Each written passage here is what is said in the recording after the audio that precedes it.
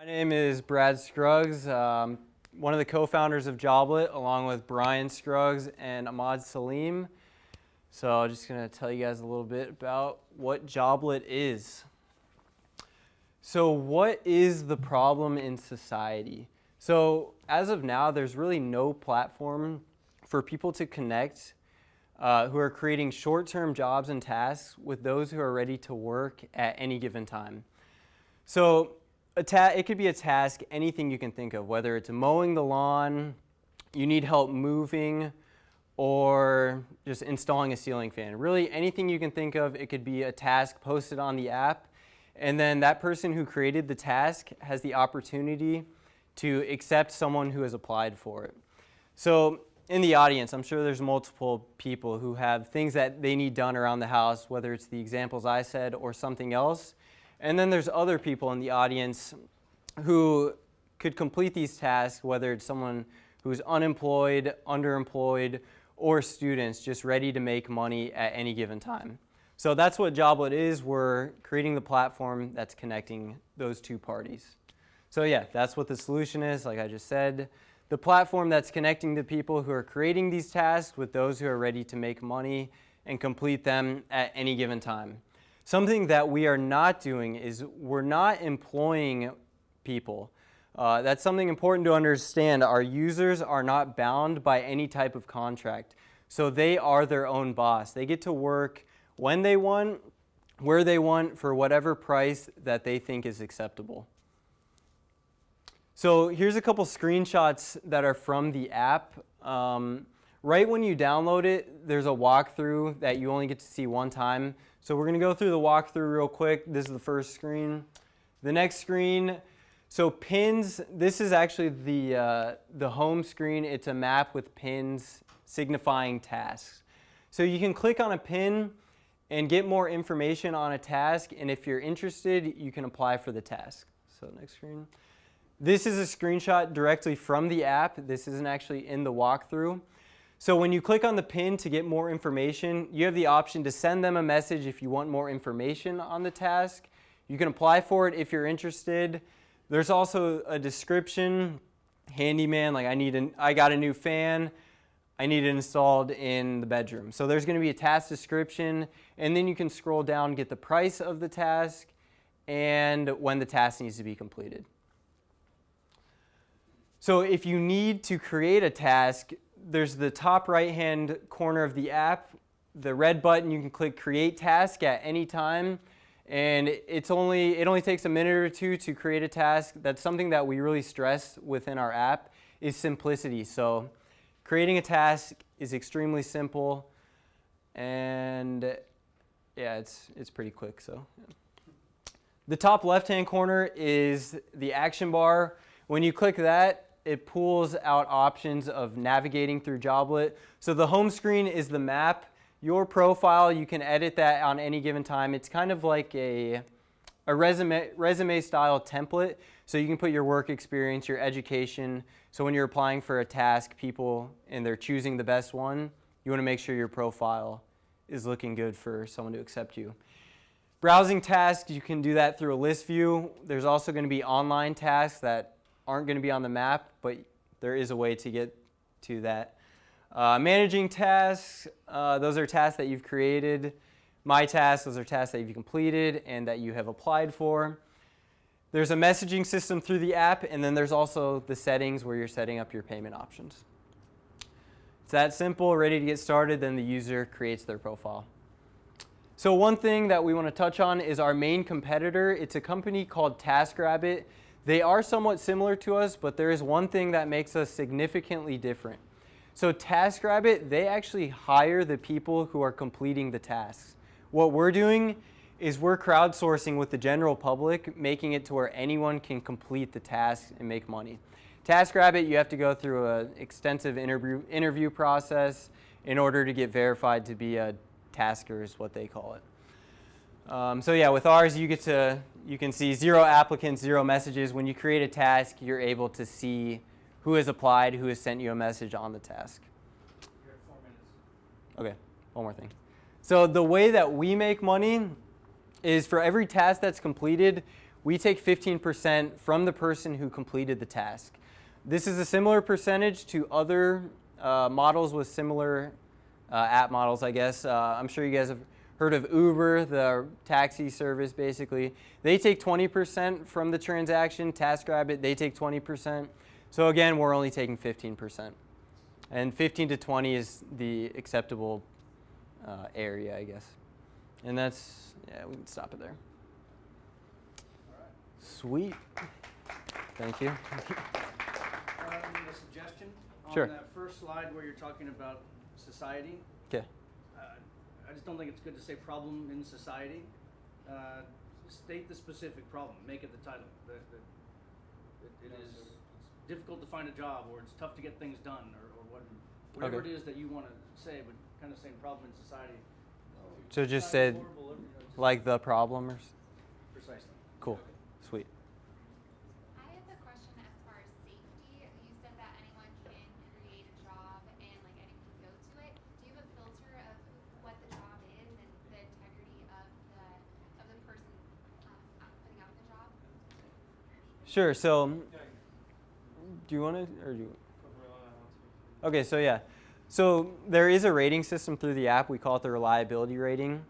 So when the job is or the task is completed, both parties are rated both ways. It's out of a 5-star system, and you can review the profiles both ways.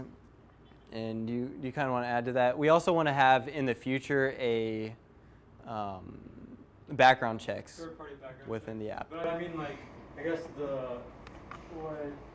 what we need to add on to that is like, I mean, look at the other models these days, like Uber, and I don't know if you've heard of Uber and Airbnb. So like a couple of years ago, before Uber came, like, who would have thought that you could sit in a stranger's car and have them take you from point A to point B? I mean, it's a cultural shift in society that's taking place, and we want to be one of the first ones to be a part of it. Talk about Airbnb a little bit. Airbnb as well. It's like, I mean, you're like, you can put your house for rent or a room for rent in your house, and someone can come and stay in there and sleep next to you at night. You know, that's kind of scary too, but it's, I mean, we're $10 billion and it's working. It's a model that's working, and we want to also have this model revolutionize the job market in a way. Back the persona. Who's your primary target market? I know you said just any consumer and somebody who can do it themselves, but who is your target market? So we're going to start off by targeting college students at GCU for people who are creating and completing tasks. So they could be creating tasks like, I want Chick-fil-A delivered to my dorm room or something. They could create that, so another student can complete it. We're also going to connect with small businesses for creating tasks. We've made some phone calls to some moving companies saying, like, if you need an extra mover for the day, we have people who are readily available through the app to help you guys move. And the companies we've called, they've said they're all interested. So when the app fully launches, we're going to hit them. There's other companies like catering businesses, moving companies. We have a list of companies that we need to call, and we also have interns. Some of our interns are here. Have our interns call those companies. And as for the people completing the tasks, I think that's going to be the easiest thing, is getting people to actually do them. And if we need to do the tasks, we'll do them too. But there's so many people who are unemployed, underemployed, who we have a lot of strategies on how we're going to get it out there. Go ahead. It's just an assumption based on, I've seen you present one at a time before also. Immediately when I think of it, I think of it being tasks that aren't like, hey, I'm going to go out and pull out the hot water heater and replace it and then, you know, put a new roof on. You know, I'm assuming these are tasks that typically can be done within a day. Exactly. And not with a professional skill set that require a license because of the nature of it. Exactly. Risky, right? I mean, am I on the same page with y'all? Yes, exactly. So that is the key focus, is having it be quick tasks that can be done through the day. So our users could potentially be doing 2 to 3 tasks a day depending on how long they take. And when you create the task, in the description of the task, it says the estimated time on how long it's going to take to complete it. So we have that in there as well. So do you state that this is essentially lower skilled, unlicensed work tasks? We don't state that, but another thing that we do want to add on is So for like mechanical work, how you need a hazmat license to change someone's oil, we do want to have that in the future as well. And we need to call that one place about seeing whether or not they need to prove their license, or if they can post it in their profile, like about them, I have a hazmat license, I can prove it on site. In our terms and conditions, we say, ultimately, you are responsible of who you're hiring. So if that person's able to prove that they have a hazmat license and they want to take the risk of, okay, you can bring it over, change my oil, we could have that as well. It's something we've talked about. Go ahead. How do you find the terms and conditions in your app?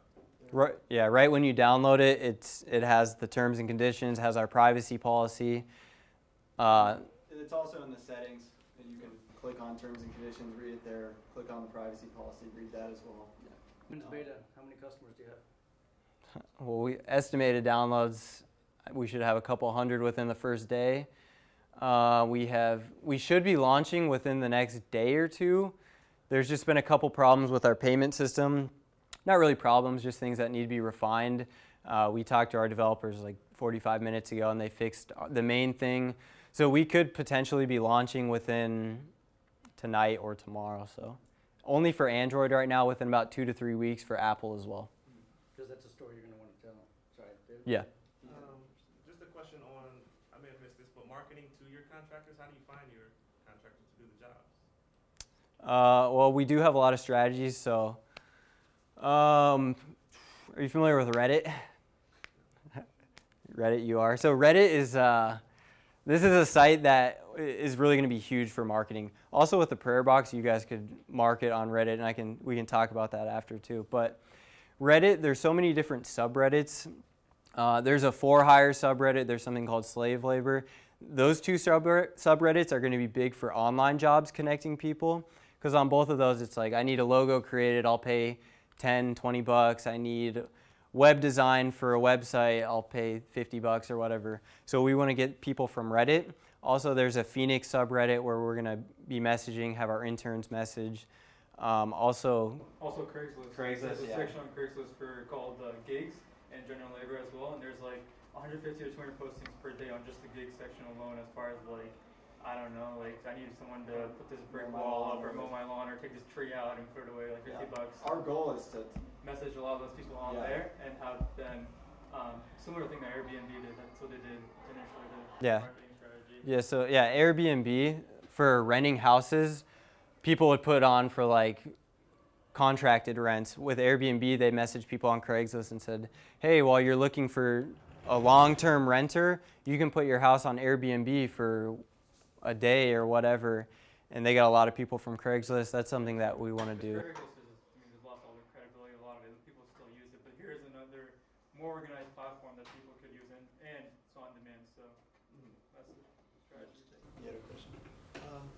I know it doesn't sound like you guys vet your skilled labor very well. I'm concerned that if I'm an adult male, if I send my daughter to college and I say, hey, you need a ceiling fan installed, which was your example, go on your site, find some random man, let him into the intimacy of your home. He may not have a skill set. He may just got let out of prison. We don't really know if True. he's even a licensed electrician, which was your example. So he has zero vetting, yet you're opening up the opportunity for this random guy to go into this household. What screening do you have? Because I'm thinking he could burn the place down. You want me to take this one? This question comes up every Sure, yeah, time. So that's something that does come up. The same thing could be said with Uber. You've heard publicity with them, or Airbnb. You're going to some random stranger's house. It's the same with Joblit, but ultimately you're responsible with who you're accepting, and that's why you could have like 5 to 10 people applying for this. You can read about them. You can see their reliability rating, how many tasks they've completed in the past. But obviously what you're saying is... Because if they say they're an electrician, I'm going to trust that you vetted them that they're an electrician. Can you pull LinkedIn accounts to? we will have that. That is something that we do That's a want. feature we'll have, as well as Facebook connected as well. So liability was one. The other question I had was in the area of price negotiation. Mm-hmm. Like taking it the other example, if I'm ceiling fan installed, I think it'll take 15 minutes and it'll cost $50. But the contractor on the other end that is vetted, assuming that, is like, no, it'll take 3 hours and it'll cost a few $100s. What interaction and price negotiation and time you guys have on your platform to negotiate time and with dollar amount? Yeah, within each task, you can there's a messaging system right on each task. So if someone wants to negotiate a price, they can negotiate it through the messaging, and the person who created the task has the option to edit the price at any time if they're dealing with someone who wants to do it for more money or for cheaper, saying like, I'll only do it for $100 as opposed to the $50 that you posted. They can edit that price and change it and then accept them for that price as well. They won't have to create a new task. They can just edit the one right there and negotiate that way. Can the contractor make an offer, or is it only? They can make it essentially through messaging. They can't. There's not like a formal way to like submit offer, but you can message them and say, hey, I'll do it for this price instead of what you have posted, and they can just edit it right on there and change the price if that's something that they want to do. I think we'll cut it off there. The purpose of this is really to give you guys as much tight feedback as we can. We want to present as well as possible. It's for everybody, right? So the questions are great, the feedback is great, and good job, guys. Thank you. Thanks for the questions. Appreciate it. My name is Daniel Black. This is my wife, Tiffany Black. And we are the founders of Prayer Packages. I'm CEO, she's COO, CFO. She does everything. So how many of you have heard this phrase before, can you pray for me? Or you've asked someone, can you pray for me? It's an often phrase that we ask when there's trials and tribulations in life. We typically respond by saying, you're in my thoughts and prayers, or yes, I'll pray for you. I'm sorry to hear about that. Sometimes we even send flowers, which are perishable, die after about a week or so. Traditionally, we pray by folding our hands and maybe reciting a verse of some sort. And we pray for things like get well and sympathy. Again, loss of a loved one or just hard times. So that's what led us to the moment of wanting to do more. So a few years ago, my wife had some coworkers that lost loved ones. 2 of them were non-believers. And they reached out to her with that phrase exactly that says, can you pray for me? So she did, but she wanted to do more. So she went down to the Christian store, bought some small gifts, some keepsakes, gave it to those individuals. And not immediately, but some time passed where they just really reached out to us to say how much those had an impact on their lives. The gentleman clutches his token that he has, when he thinks about his loved one. So that led us to, again, wanting to do more in our movement. So our mission is to deliver keepsake gifts and services that encourage and celebrate each other through the love of Christ, putting prayers into action. Giving back is also something that we want to do, giving encouragement, inspiration, of course, and again, giving back. So through our 10% at a time program, 10% of all proceeds are donated to our charity, which is the Phoenix Rescue Mission. You do this, the giving and the encouragement through our online storefront. It's a very easy to use storefront, easy to navigate.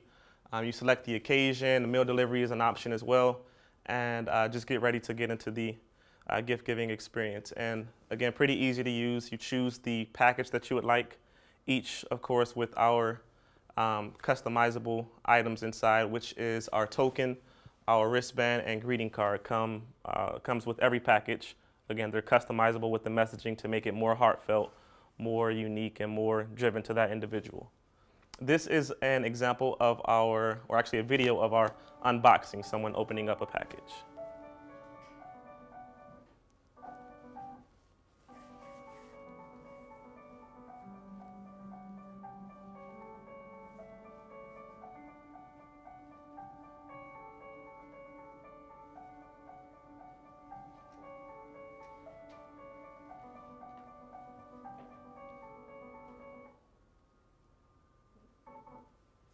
Sorry for the skipping.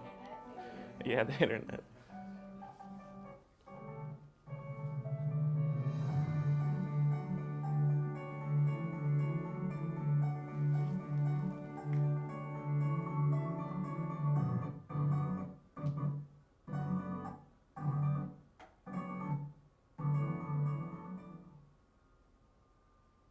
Okay, we can stop it there.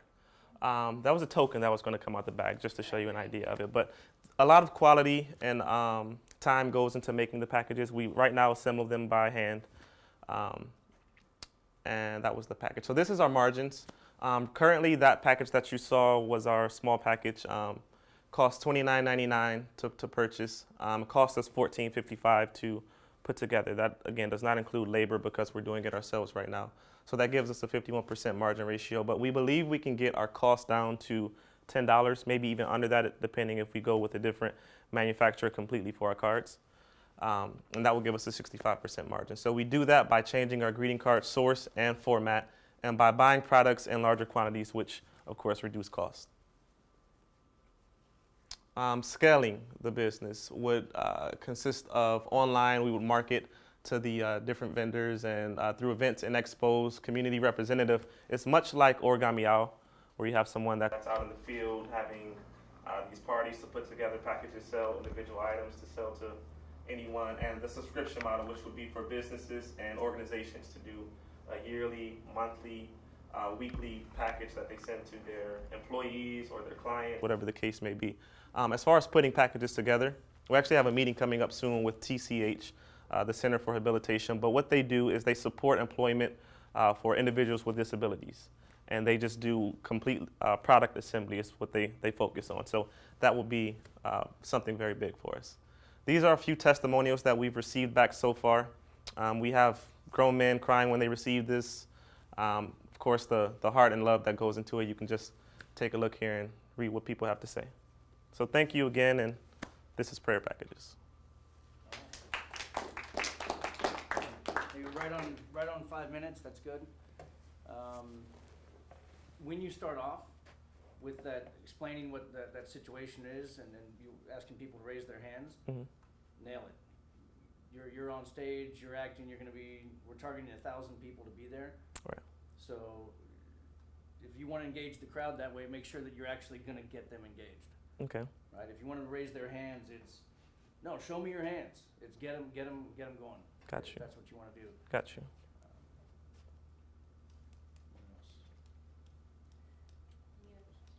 Yeah, I have a question as far as the community outreach. So is that going to be kind of like Mary Kay, sit everybody down and like you sell it to the group of people, or is it going to be like a representative that sells it to other people that may have this need? So we've thought about both models. The second version, which you just said, is what I'm currently doing. So I'm currently going to businesses and individuals, churches, things like that, and people are purchasing through that method. But then there's also the party method, right? So once we get to a point where we can scale and have enough products and services for every type of occasion, people have birthday, wedding, thank you, so many occasions in their life. Someone that's coming to that party is going to have one of those occasions. And so, it would be like, hey, let's get all the church ladies together and have a group, or hey, even like for college or whatever, hey, let's get a group of people together and have a party. So it could be both models. We're not sure yet. We're still in our first, we're in 11 now. 10. So, we're seeing what I can produce as myself and see if it's beneficial.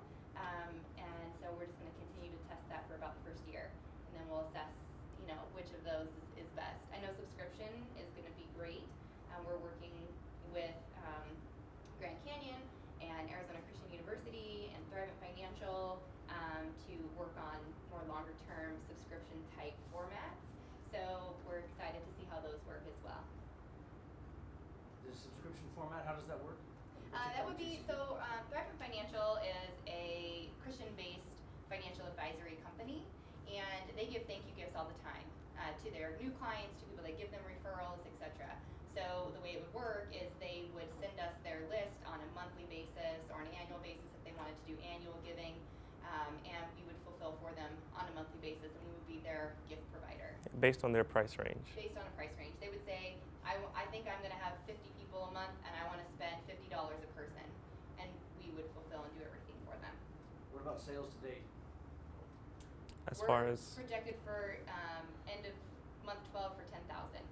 Yes. $10,000. Yes. That's how many units? It varies. We didn't do solely online. We did some retail. We tested that market a little bit.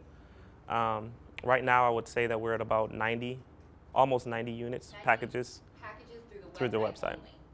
And then, Right. again, we have the ones that we've fulfilled outside, we've handwritten that I've done, and then we also have the retail space where we've sold products as well, so. Do you guys ever visit churches and just stay outside the church like after service is over? Is that like a market? We have not done that. So I've visited churches. A lot of them are not very receptive to supporting something like that because they feel like if you support one business, you have to support them all. So I really worked hard to get in with the church community and more of the prayer community of people that are inside of it, and it's those people that are helping us to promote it. Yeah. So for example, every church has a prayer ministry. So I'm connecting with the people in the prayer ministry and saying, we have these unique services, and how can we pray for you? And then they're spreading the word throughout their church community instead of me going in and trying to knock.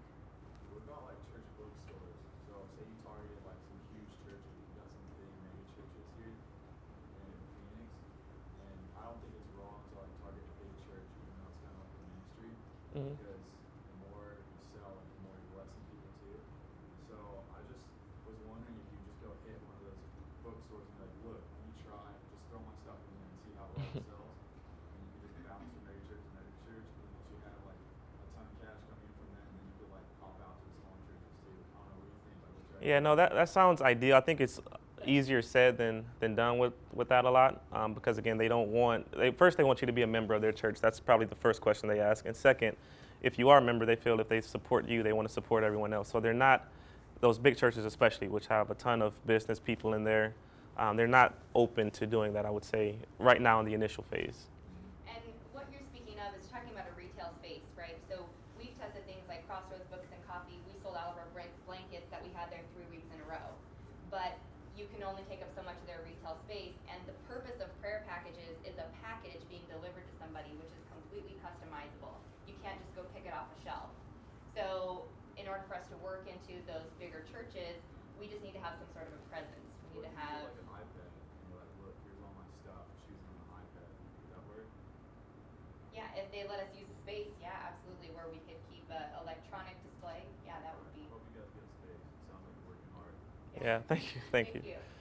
Yeah, I think he was here first. This may be a little creepy, but you know when people pass away, Mhm. you know the funeral home, and if it costs you $14, send a package, and it will get into their community. Mhm. It'd probably be, I would think it'd be a pretty inexpensive way to market. Once it Absolutely. gets into the community, they'll tell their friends, wow, this is really neat. You might have to put a little message in there from friends, and so they don't really know, but if they're impressed, then pretty Yeah. soon everybody that's at the service will Mhm. they'll talk about it, and you might have a back end way to get into some of these. Are you That- saying to find like Yeah, like the obituary. Yeah, see, they passed away. They're gonna have Yeah. a service at this funeral home. Yeah, I Just haven't send them a thought about that. package, and it just We- say it's from someone that loves you and cares about your family. Yeah, while we haven't done that, we did $10. something similar in the beginning that did work well. We slowed down our marketing, I would say, over the last 3 months to kind of get some other things in order. But once we revamp, that's certainly something we would look at. Yeah. I have a suggestion. I don't know Sure. if you, but I know you guys have this 10% policy for the charity. I think you guys should really emphasize on that more as well, because I have a similar business. I guess you could say it's called a mystery box. So what I did was I said for every mystery box I sell, I donate one to charity. And I think if you guys did a similar model in the sense like whether it's on a whole box, whether it's a part of a box or a bracelet or something to someone for charity, or that 10% should be up on your main like title page almost, and that really attracts people more. I think that should be emphasized a little bit more if that's something you guys are looking into. Just a suggestion. Yeah, I just actually changed the format for a website maybe a week ago. I did emphasize that more. It's on the header too for the menu that you can see, but we do have plans to expand that, especially once we have an event coming up in May. We actually hope all of you could be there, but it's called Purple Praise. It's going to be at the Thunderbird Park off Thunderbird and the one on Rio Vista. It's May 9th. It's a free event. All the proceeds will benefit the Phoenix Rescue Mission. So from that, we'll definitely revamp the 10% of the time and emphasize it. I'm sorry?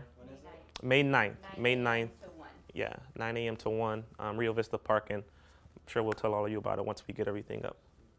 I love the Christian aspect, but have you considered other faiths, religion, or just a generic? Mm-hmm. I think that would. We have. We have considered that. So we started it with Christian because we are Christian, but we've had people come to us and say, you know, I'm not Christian, but I pray to blah, blah, blah, you know, whatever that is. And so absolutely, long-term growth. Mm-hmm. Yeah, we had probably the most maybe Jehovah's Witness come, but they kind of want to do something that's like like the token that my wife has on there. They just maybe want it plain because they consider it an idol, I believe, to have the praying hands on there. Spanish is another big one. They want Spanish messaging that you can do. So yeah, it's something we would look into. And overseas. So right now we don't Yes. ship overseas yet, but we've got a lot of requests for overseas because we have the military package. We have people that are wanting to send it to Canada, Mexico, so we're working on that as well. Good luck. Thank you. Thank you. Okay, guys, all right. Thank you. So who is Eddie Bear? Eddie is the comfort every parent wants to give their child. He is an education tool that takes away the fear in an impossible situation. So Eddie is the main character in a storybook collection, and this is filled with warm colors, large illustrations, animal characters, and words that any child can understand.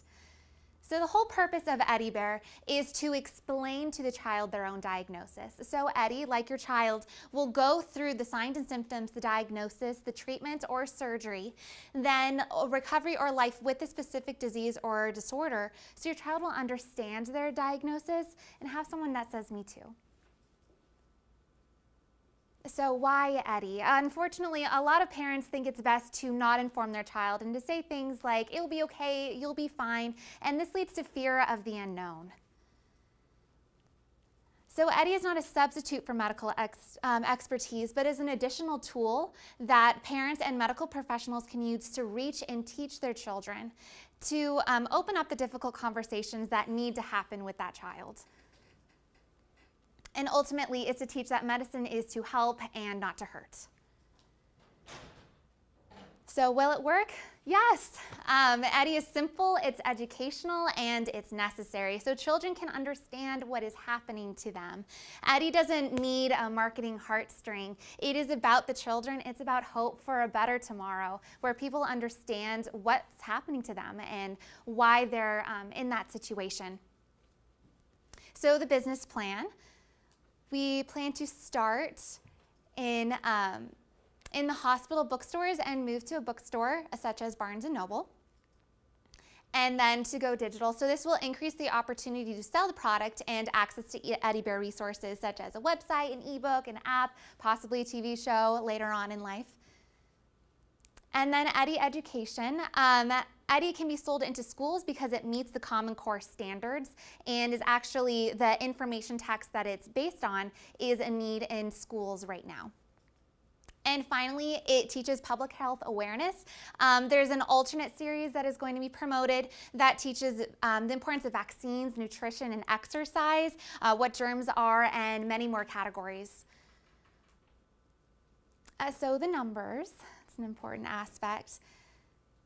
The prices, the average is about $30, so it can go from a pamphlet to a paperback story to an ebook with a read-along narration, or a bundle package that grandparents could send their sick grandchild when maybe it's too far to reach them. It's just it's a way to say, hey, we are there for you in an approachable and factual way. And so the average cost to produce one book is about $13,200, and that includes the writing to the professional marketing. And once we do, that's for each story that goes through.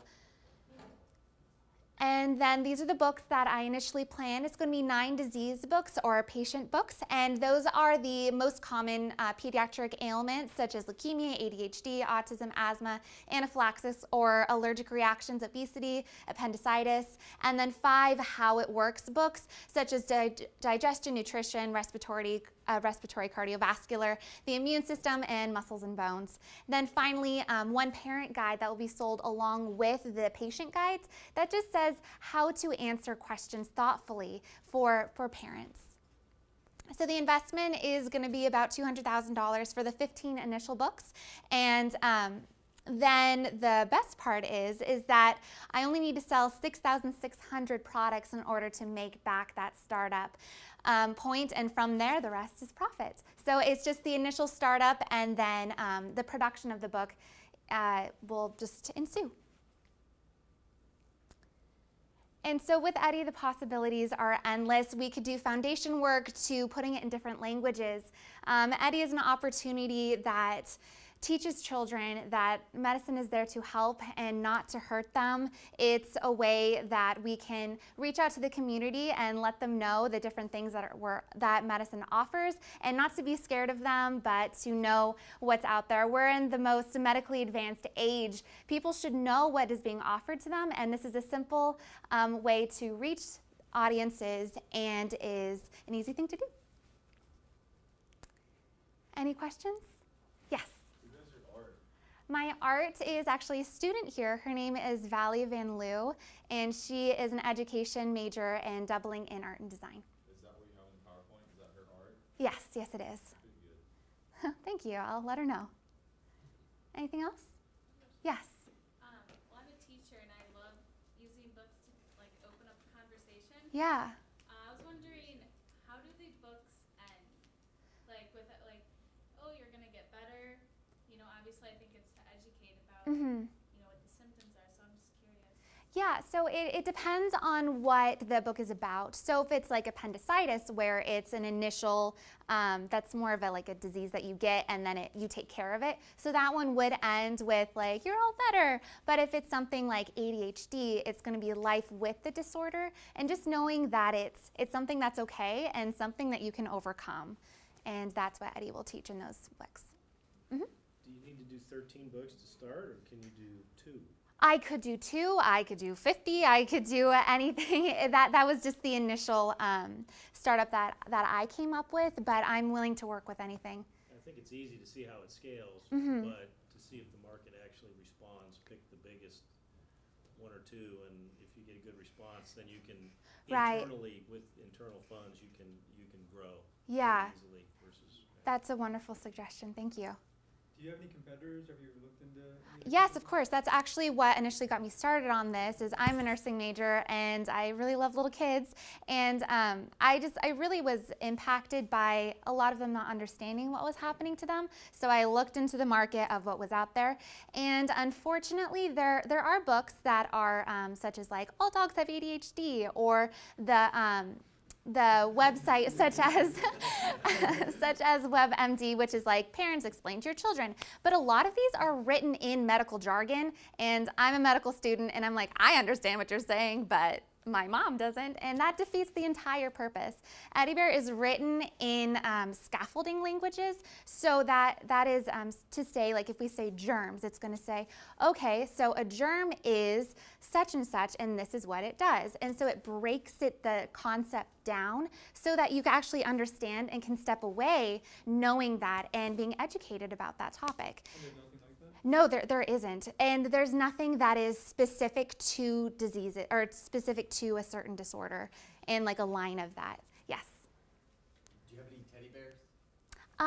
Right now I have a couple prototypes, nothing like actually in production, but that actually opens up another, something that I'd love to do is there is a program out there which is to explain medical procedures to children, in which they do operations on teddy bears, so like on the child's teddy bear. Why can't that be Eddie Bear? So that's just a way to market as well as provide that child with an animal that they can go under with, and someone that says me too. Yes? When you make the bears, are you going to make them just like unisex, or are you going to have like boy and female bears? Well, the purpose, if I do a reproduction book, it wouldn't be on the bear, it would more be in the story. So the reason why I chose Eddie is because boys and girls are more accepting of a little boy character, because if it's a little girl, some little boys will be like, no. Yeah, and I then was going to say, like, if there was like a bear with a bow on it and then a boy bear, and there's only bears with bows, and I was in the hospital, I'd be upset. I'm like, dude, I can't get my bear. exactly, that's why it's Eddie. I'd be upset. Yeah, so I mean, potentially there could be Eddie and Friends later on, but for right now, it's Eddie because it's educational bear. And yeah, and it's a teddy bear because people are more accepting to I can't think of that word at the moment, but it's just more accepting to a non-human character, because then it doesn't matter what the ethnicity is or if it's a boy or a girl. And yeah, so that's why I chose a bear. A quick suggestion about when you're getting into the numbers. Yes. And you get to your payback point. Yes. We need to be careful. Explain it's not it better. Ask. It's not an ask? Yeah, you cannot ask for funding. Oh, okay. You don't necessarily, but just be careful, like when you say investment. Okay, you so might just want to tone off that, like I intend to put. So maybe cost instead of investment, like change the language? Yes, I think that would be good. Okay. Just for legal, I'm not a lawyer here, I'm not a lawyer, I hate them, it's fine. But Yeah. we don't want to cross over that line in a public forum. No, I don't either. Number two is, it would be important that once you're on an ongoing basis, Yes. what is your expected margin? Okay. So like, continuing cost of production and so put the little chart thingy that I made in there, that arrow that goes up, that one. I'm a nursing major. Without the graphics, you could just say, the expected margin on an ongoing basis would be 35% or 45% or whatever it was. All right. Yes. Something I've noticed in most of these is an absence of appreciation around who is the customer and how do they benefit. Okay. I teach marketing, so Yeah. that's the way I think, and that's the way my clients think. Mm-hmm. So think about who is your customer. It's really the parents. Yes. And the parents are anguished by this terrible problem their child is having. Right. So what you're really doing is helping relieve the stress of the parents. Yes. So can that come across? Because what you're focused on Eddie Bear and perhaps the child, and people get that quickly. Yes. But what I'm not seeing Is the parent. the parents and how do they benefit from this. Right. Okay. With the prayer package, you're trying to find a way to give impactful gifts, because I never know what gift to give, and I want to spend my money wisely. I want my gift to have an impact. Yeah. So who's the customer, and how do you benefit them? So I think I'm noticing this absence in a lot of these. It's I have, but you should be focused on you get. Yeah. That's what's missing, the you get. And I know you don't have a lot of time, but if there was one way, one image that could help the audience say, oh, I get it. I see who the client is and I see how they're going to benefit. Like there's a way you could show a husband and wife and they're in anguish over this situation, and this teddy bear just, hey, this is a way to relieve some of our anger, some of our frustration. That's Yeah. a great model. Yeah. Yes. Okay, hey everybody, how you doing? I'm Dr. John Denboer. I'm a licensed psychologist and clinical neuropsychologist. I practice in North Scottsdale. I'm a expert in the area of dementia, primarily mechanisms of dementia prevention and intervention. So I'm here today to talk about the program that I have. It's called the SMART program. That stands for Strategic Memory Alzheimer's Rehabilitation Training. I haven't run through this presentation yet. I just submitted it, so hoping to get some good feedback from you guys in regards to it. All right. So you guys probably all heard the word dementia. It's a scary word. Essentially what it is the accelerated aging of the brain. So when the brain accelerates faster than the chronological body or the body, we have a neurobiological disorder. And at present, there hasn't been any cure or any treatment for dementia. In the last 5 or 6 years, there has been an ongoing movement by commercial companies to develop brain exercises or brain games, and you may have heard of those. Unfortunately, they've been shown to be absolutely ineffective for seniors in preventing or reducing the intensity of their dementia.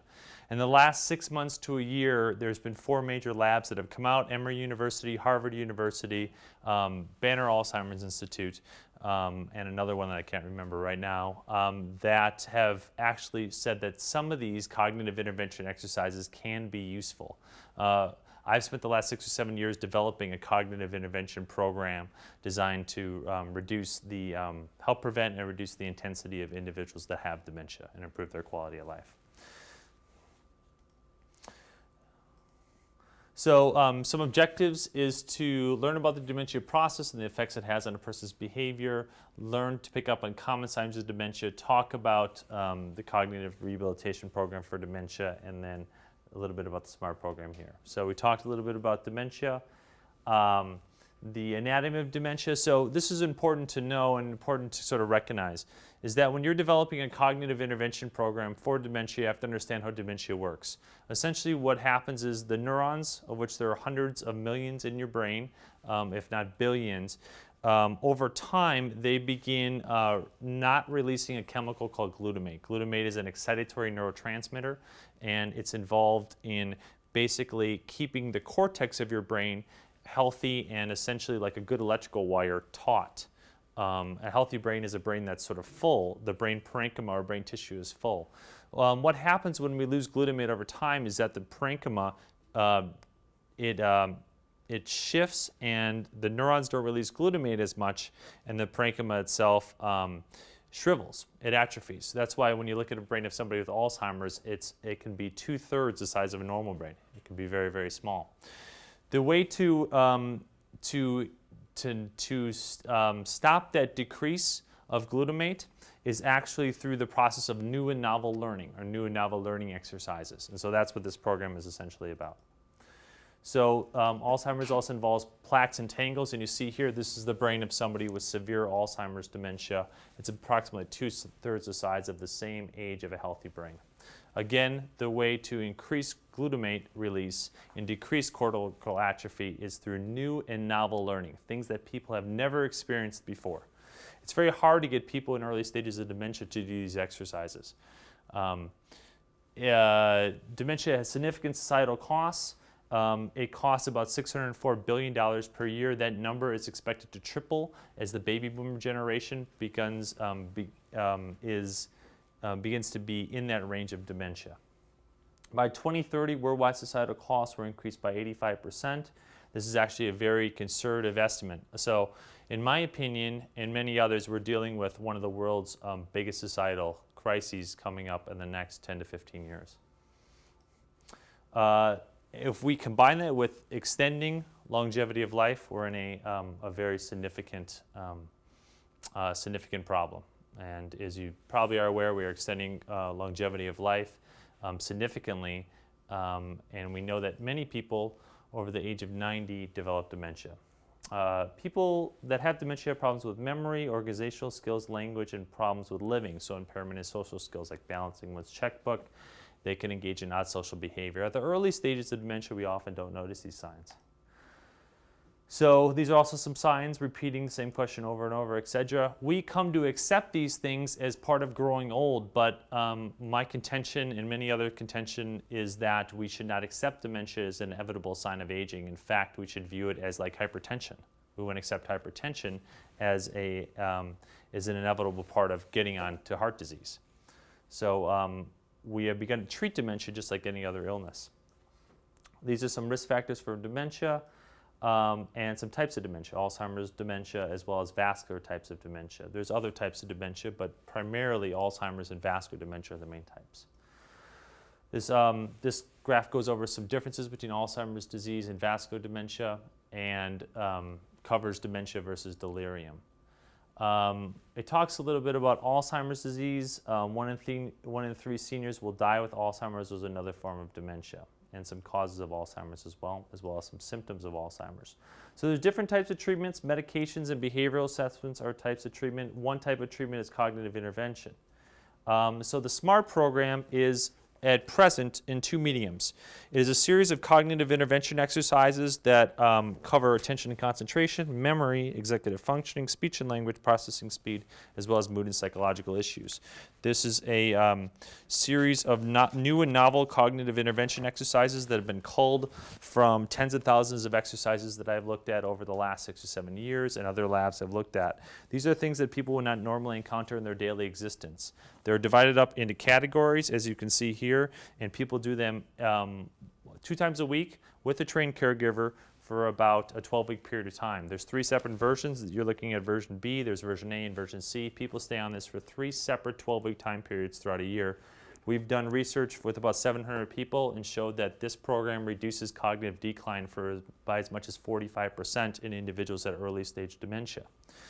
We've also developed let's see if this thing works, a online version, a 1-user version. This is a 2-user version. We've developed an online version, you may not be able to see this, called Brain University.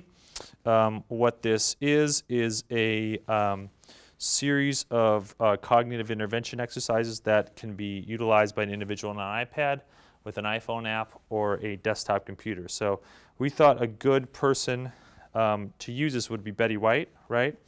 And so if you can see here, you can see Betty White's picture. You can press this button. It has cognitive intervention exercises. They're all interactive. And you can scroll through them and go on to other exercises in which some that incorporate drawing techniques and drawing capabilities. This is all customizable, interactive, and records the results for individuals. People engage in social aspects in that they're engaged in classrooms, and they have chat functions within this program as well. This is the 1-user version. What you're looking at here is the 2-user version. We work with Banner Alzheimer's Institute on this program right now. About 7 minutes right now. Am I? Okay. Thank you. So there's some research on the program. These are some financial projections for the program, and I will essentially end there. I have some obviously work to do on my presentation.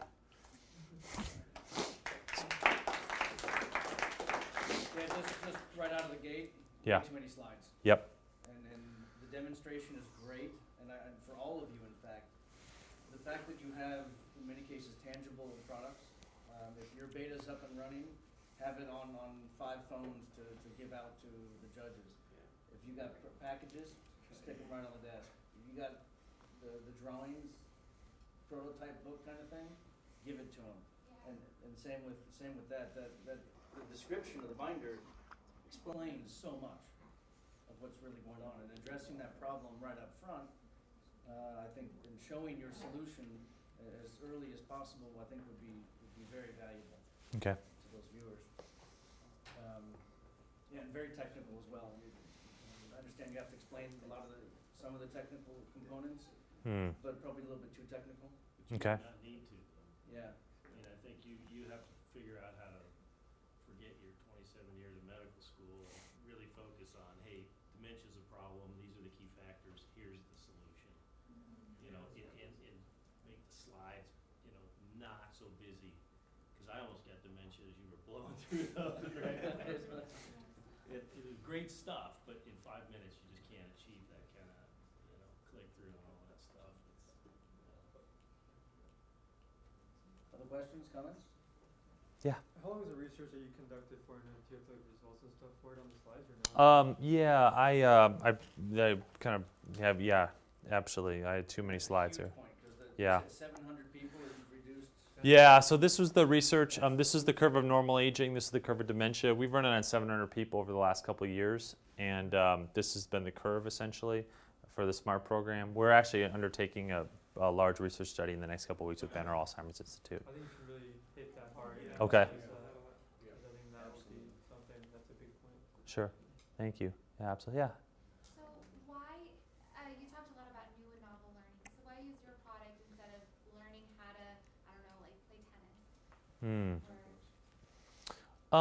I don't think there's much difference neurobiologically than learning a new skill and learning these exercises. It's simply that I would imagine that simply these exercises are packaged in such a way that they can be administered via a trained caregiver, and then that way you can increase the adherence and compliance for the individual. So I think it's the exercises themselves. Now, we've chosen these specific exercises out of tens of thousands of exercises that we've looked at, so these seem to be the ones that work the best. That being said, I recommend to my patients all the time to learn a foreign language, etc. The problem is that nobody really does it because they actually don't have somebody that's coming in to meet with them one-on-one to do it, and it's not structured either. But yeah, I think that would work too. Sir? I Yes, sir. And do you have any relationship with the individuals using the program? Do you have an ongoing relationship with them? The patients? Right. Yeah, so these patients were actually, a lot of them were my clinical patients through a couple of places that I worked at through Banner. What I was going to suggest, my reason for asking is Yes. if they're older, they may not have anything going on the 24th. You may want to invite some out just so you can point to them in the crowd to wave and say, here are a couple of my people that I've worked with, and just to get the crowd involved too, because they can look over and say, oh, and see the older people smiling and, waving back at you. You still know where Yeah. you are. Yeah, I know, right? Yeah, mobility is a bit of an issue, but they don't have a lot of things going on. You're right. So that's a good idea. I just worked with a couple today, so maybe, yeah, that's a great idea. I'll ask. Maybe just do a little video. Like, just ask if you can do a little video. Hey, would you mind doing a little video telling about how you enjoyed the SMART program, and just do like maybe a little 30-second video and put that in there. That'd be great. Yeah, absolutely. That's a great idea. Yeah. Yeah, sir. Yeah, Dr. Denbor, kind of to borrow Professor's idea. Yeah. It's just asking a question. Is it who's your customer? I'm going to assume your customer is probably not the patient with the dementia. Probably unlikely to buy it for themselves. Right. Particularly that age and time frame, and maybe even the cognitive awareness. Hey, I am there, or I should be there, and having to admit that's really hard. Having a grandfather that went through dementia, and then other close friends that were family members, that sort of thing, that went through it. So I'm assuming your market would be me, right? I don't have it, but your market's to me. Hey, I want to get that for my grandma. I noticed that. I want to get that for my, my great uncle, whatever the case may be. Can you effectively sell it to me as in, oh, okay, I see how that's helping. Can I go over and do that with my grandma and say, here, if I can't pay a caregiver when I'm there with her, she has plenty of time on her hands. And I'm like, hey, let's step through and do this. Now, can she take the ball and run with it? Can you explain it to me in a way where I can be like, oh, this is fun, this is easy. I can sell it to her even though I'm purchasing the product. That's a great idea. Again, I'm borrowing what he just said. Yeah. But I'm assuming that's your market, right? Yeah, we sell, we haven't sold anything to anybody. We're just getting research. So we haven't sold a product at this point, and we won't probably for the next year. That's important to mention. Okay. We're selling, we market these things to assisted care facilities for research, and they have like 100 potential individuals. And so those folks, ultimately, you're right, we're going to be marketing to the children of these individuals or grandchildren. Yeah. Sir? So if you're not going to sell it, you may want to get rid of that $250,000 sales projection. Well, we're going to sell it, just not right now. I mean, whatever your timeline is, yeah. Like, they're going to be like, oh, well, you said you're going to make $250,000 this year. Now you just said you're not going to make anything. So if it's not going to be sold till 2016, then do the projections in 16 or whenever that Okay. is. And then tying back into what Tim mentioned, like 30 seconds of, hey, dementia's a problem. It's when you forget things and it's a mental disorder. Everything else about your product. Like one slide on the dementia. Like Okay. we all understand what it is. We don't need to understand the neurons of it because you're not, going back to your point, you're not teaching a medical class. You're talking about your product. So I think just that shift would help. Yeah, doctor says it all to me. As far as you've got credibility. Obviously, Yeah. like I'm not questioning, do you understand it? I think the biggest thing, and I totally agree with you, I think the biggest thing is that, and maybe I should address this at some point, is that this is significantly different than what brain games are. And I want to certainly differentiate it from that in a way that makes, That's assuming your audience knows what a brain game is. Okay. Okay. Yeah.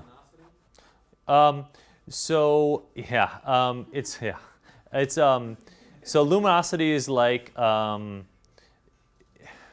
luminosity is totally discredited in the neuroscience world. It does absolutely nothing from a neuroscientific perspective. I think from a business perspective, it's obviously pretty awesome.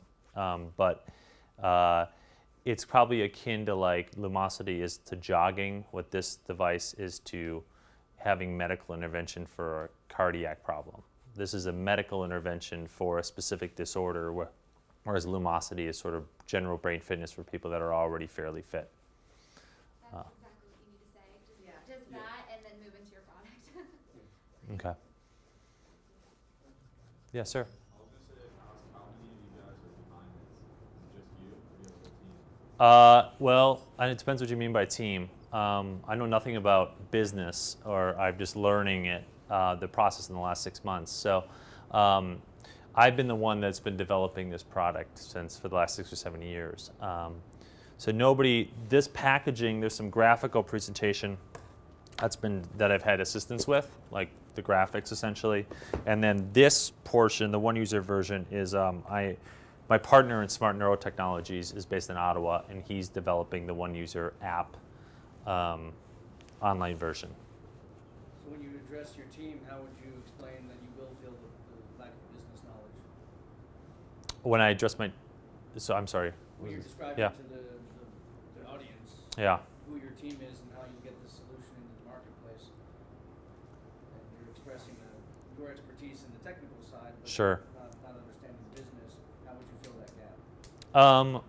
I could explain the people on my team. I mean, we have more people. We have an advisory board, 3 people on our advisory board right now. So maybe you think it would be helpful to list those individuals, or? Just saying that your timeline, we're in research now, what we call an alpha phase. Okay. Product development should be complete in roughly a year. Our board of advisors include experienced business operatives, financiers, whatever, marketing experts that will help us take this to market at that point in time. Got it. Awesome. Yeah, absolutely. Yes, sir. How much does the product cost? You know, we're experimenting with that. We were thinking of a monthly subscription version for the one user version. So we were thinking like a $12.99 a month deal. We haven't really fleshed that number out completely for the online. This, we're estimating licensing to a facility for about $20,000 a year. I should probably include that too. Yeah, exactly. It's Okay. okay not to know exactly what the model's going to be. Okay. But to address it is critical. We think we can put this into the marketplace in two channels. One is a direct individual fee at whatever subscription, and the other is a licensing to institutions. Well, that's it. Got it. Okay. Anything else? Do you have any like big competitors, or like if someone comes out and says I've done like 5 case studies, or you know how it's in the medical field, like Yeah. how would you compete with that as far as scalability goes and stuff? There's no competitors in the one user version. I mean, I think people could say Lumosity, but doesn't market itself in that way. It doesn't claim. We have a provisional patent, which I probably should also mention. So yeah, we have a provisional patent, and we don't have any competitors. Potentially Lumosity, I think it's a long shot in the one user version, the tablet version, or app version. But the 2 user version, there's 2 or 3 competitors in the space that are coming from people that own home care companies, or people that own national chains of. In Phoenix, there's over 700 assisted living places, and they're all part of national chains. So there's people that are higher up at these national chains that have developed similar programs, which I probably should also mention. But there's nothing coming. There's no clinical person that is promoting a product or has developed a product in this area. The best way to address that, just as a general Yeah. advice for all of you, don't ever say we don't have any competitors. Okay. Just say our competition tends to focus here, there. Our focus is here. We think that's a significant niche. Okay. So are Great. you thinking of doing like a licensing deal, some sort of licensing deal, or is it just based on? Yeah, we're trying to do a licensing deal depending on the number of size of facility. Like today, I went to 3 facilities, and one had 300 people, one had 100. It would be different depending on the number of people. Theoretically, that's what we were thinking, licensing it per year. Questions? Great. Good job. Thank you, guys.